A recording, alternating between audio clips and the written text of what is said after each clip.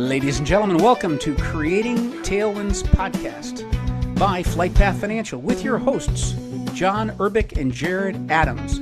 Join us today as we discuss the power of infinite banking. And here we go.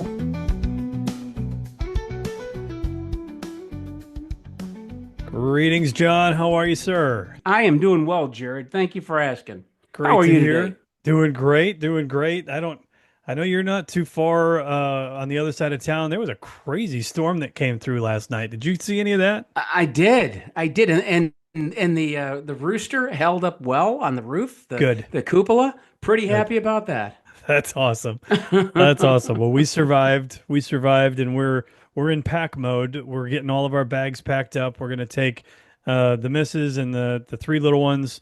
We're gonna do a little road trip along the Northeast and go have some fun. A little early summer vacation.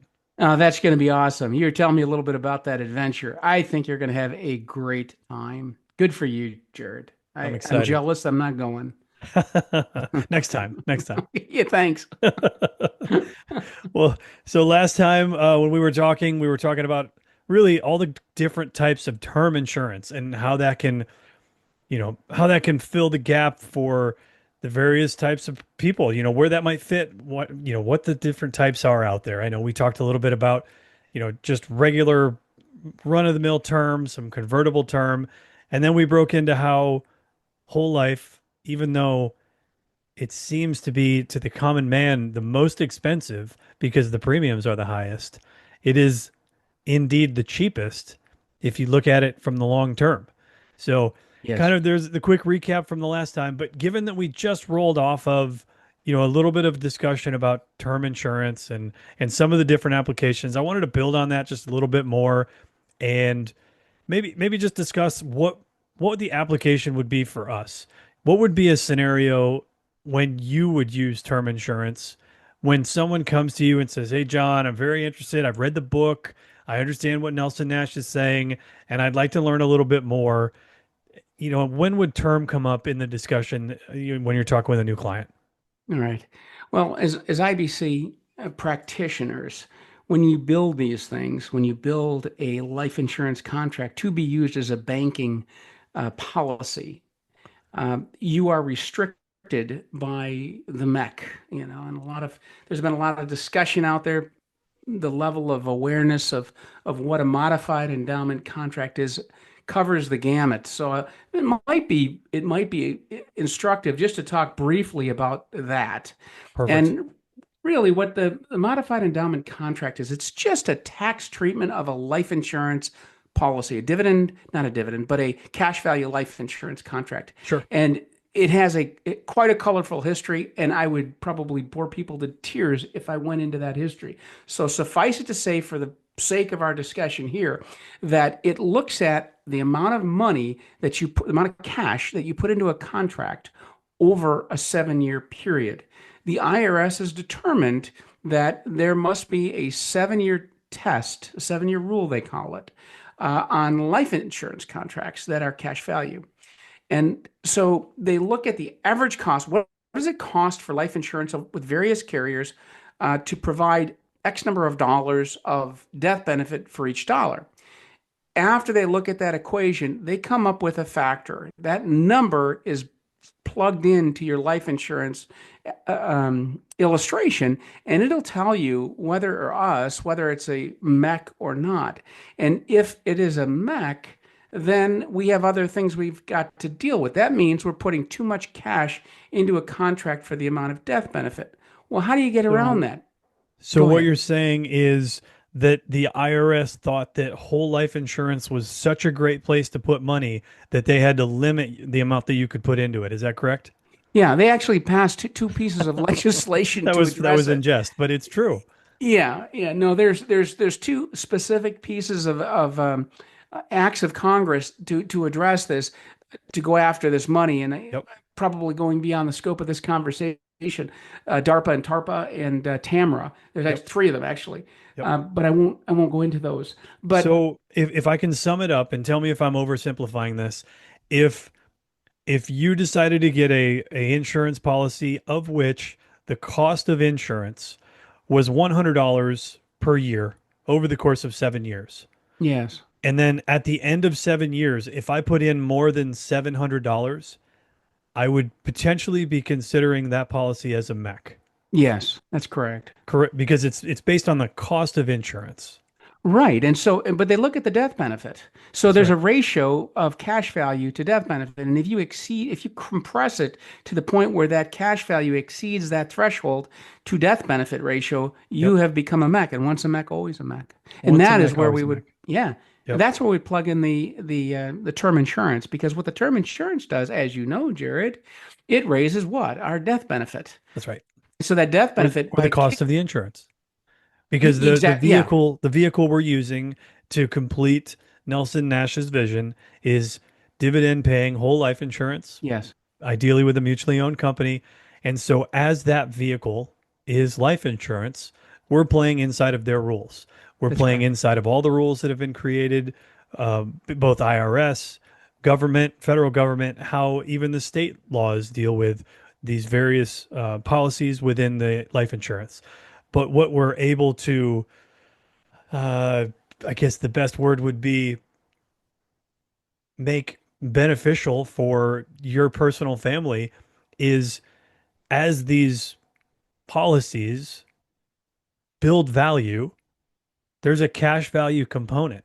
And so that's where this when we use the term infinite banking concepts, that's what we're referring to is that you have the access to a cash value component of the death benefit. So this is a life insurance chassis with a death benefit of which it builds a, asset or a value that's the cash value component.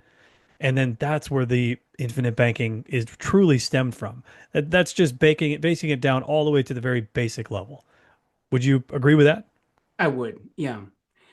Yeah. So the whole reason that it's part of the discussion is Yep. because people are buying the these policies so that they can build a warehouse of wealth so they Yep. can perform the banking function for themselves. Yep. And if they mech the contract, it inhibits them from doing that in a large way because of it. Exactly.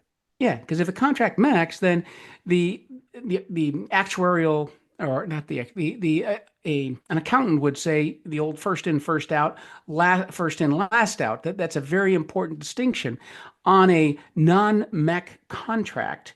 It's first in, first out. So any monies that I put into the contract, if I remove in the form of a loan, for instance, that's not a taxable event. Whereas if it's a MEC, it then becomes FIFO, first in, last out. Now, any of the gains inside the contract come out first, and those Right. are taxable. And Right. that's what happens if you MEC a contract. So, very important distinction to understand. Excellent. So the mech in itself, some other folks may use that. They may like to have it mech at a certain point. But in a infinite banking contract or an infinite banking concept style policy, the goal is to never mech a policy. If you're truly working with a practitioner, your policy should never mech. Right. And it's interesting because the MEC equation is calculated before the contract is ever issued on the base. That's right. And it's also they calculate in any paid up additions, the PUA. So just because you're good to go on those first 7 years, if it's just a base contract, that contract has already met two preceding measures which are beyond the MEC. The which I don't want to get into here, but there are two other measurements that they have to take before Yep. they ever call it an insurance contract. Yep. Now, once it's authorized as an insurance contract and they look at the base contract and it doesn't MEC the first 7 years, you are good to go. Because if, let's say you have good years of dividend growth Sure. inside the contract, you are not going to MEC that contract. However, if you have a paid up addition attached to it, well, guess what? Every year, because they do run the MEC every single year. People Sure. don't realize that. Yep. So after year seven, if you have a paid up addition attached to a base contract, which is how you build a IBC contract, that is looked at every single year. And yes, you can MEC. Truth be told, if you have a PUA on a base contract, it will MEC every single year. Sure. It's an agreement between the insurance companies and the IRS and how they apply the payments under the 7702 IRS law that allows us to do these things on a tax essentially free basis if you do it correctly. I hear tax deferred. No, it's not tax deferred unless you don't and you do certain things. If you're working with an infinite banking practitioner, no. Or you've got over what was it, $12.99 million as a death benefit. This will not be taxable if Yeah, constructed 13999 for the 13. estate tax. Yes, That's exactly. right. Thank Yep. you. Thank Yep. you. Yeah, no. So if done correctly, no, it should not mech. But Yep. truth be told, every contract with a PUA technically will mech because there's a material change in the contract every year. Sure. It's only because of that agreement with the IRS, which is set in stone so far, that they will not mech. But within Now, reason, yeah, 99% of the time, you can forecast the amount of PUAs that you're going to contribute to the account or pay in yes, premiums over the life of the policy. And with a very high certainty, you can say that this contract will not mech. Now, there's right. always that one chance if you're running a razor thin line. Maybe you're running a real thin contract in terms of that base to PUA ratio.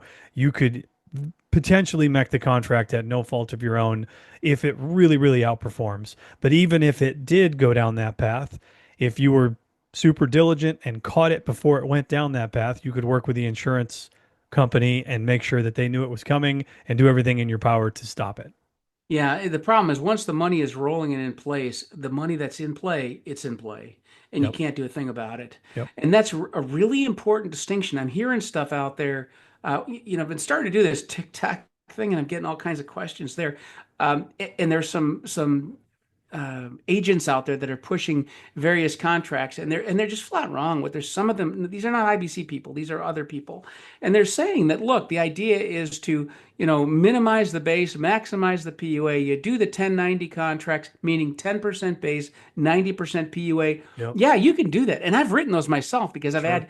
I've had clients ask me to do them because they do put a boatload of cash value right up front.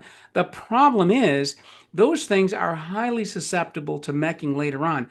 When you run the illustration, at ground speed zero today, they look one way, but they're going to look very different 10 years from now. We don't Sure. know Sure. what that's going to look like. Yep. So I do not like writing really, really thin contracts like that. I like 30, 35, 40, 50% base Yeah, I just mean, to if give me protection from a future Mac opportunity where that's what you don't Nelson want would have that. said, 40 to Yeah. 60% base, create Yeah. some room for yourself and don't be afraid to capitalize. And there's nothing wrong with a base contract. People don't Yes. understand that. It's not a Yep. bad thing. That's It, right. it it doesn't grow as much. The difference between the base and the PUA, in the early years, the PUA gives you a lot more cash value than the base does. But in the out years, man, you're supercharged with your base contract. So That's if right. you got a significant amount of base percentage in there, you're going to see very healthy growth Given in that the we've got later years. a lot of airline folks that tune in for this, I Yeah. the comparison that I like to make on this is that your base is the size of your jet, and the PUA is the amount of jet fuel you can hold. If you have a tiny, tiny little 172, but you can hold 9,000 gallons of jet fuel, I mean, it's still not going to go very far. We understand that comparison. Whereas if you Yes. can put a regional jet, a medium-sized frame for the base, a nice healthy frame, and it's going to carry some decent base, but it's still not going to cross the ocean. And then you can take a jumbo jet, take a 350, and you've got this monster base. It's really true solid base that it's got as for a framework, and it'll hold a lot of fuel, and that thing will get up and stay up for a long time. So if you don't have a bigger frame, you can pack all the PUA in you want. At the end of the day, it's not going to truly benefit the user or really be the best process in our opinion. Yeah, no, absolutely right. And I think that's an excellent example. And to dovetail into that example, if I may, think about the base as being like for the military guys out there, like the tanker. You're going halfway across the pond, you hit the tanker. Well, the tanker tops off the base. You've got all your gas you could carry in the PUA, but you've got room now to take on some more with the base rather, Yep. because in the early years, the lion's share of the load of the cost of assembling this contract was carried by the base. Now it's no longer there. Several years into that contract, that's gone, and there's breathing room. And so That's the right. base becomes very, very effective. Yep. So it just depends on when you want the cash value, but don't discount a healthy amount of base. There's too many people out there saying, I can put in 90% of your money back in cash value within, 3 years. So what?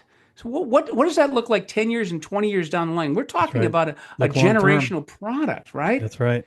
Yep. So it makes a huge difference in understanding what's working for you and what's generating the cash value. That's right. Yep.